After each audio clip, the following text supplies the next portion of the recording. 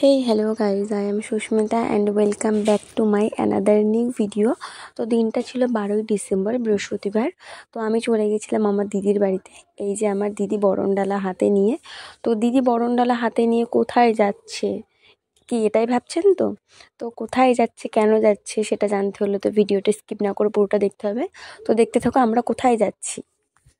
তো ফাইনালি আমরা সবাই মিলে পুকুরে চলে এসেছি।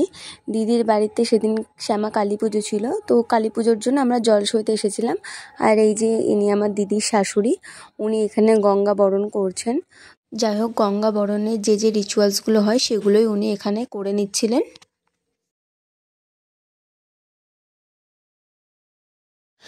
গঙ্গা বরণ রিচুয়ালস কমপ্লিট হওয়ার পর এই যে আমার দিদি এখানে একটু ভিডিও শ্যুট করে নিচ্ছিল। তারপর এই যে আমরা সবাই মিলে গঙ্গা বরণ করে জল নিয়ে আস্তে আস্তে বাড়িতে চলে এসেছিলাম।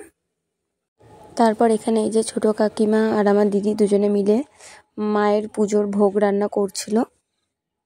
আর এই যে এদিকে দুষ্টু মিঠাই রানী মায়ের ব্যস্ততার সুযোগ নিয়ে দাদুর কাছে জোর করে বায়না করে এই যে মাইক্রোফোন নিয়ে দুষ্টুমি করছে, গান চালাতে না দিয়ে। দেখো, আর এখানে আমি রাত্রে পুজোর জন্য কিছু মালা গেঁথে রাখছিলাম।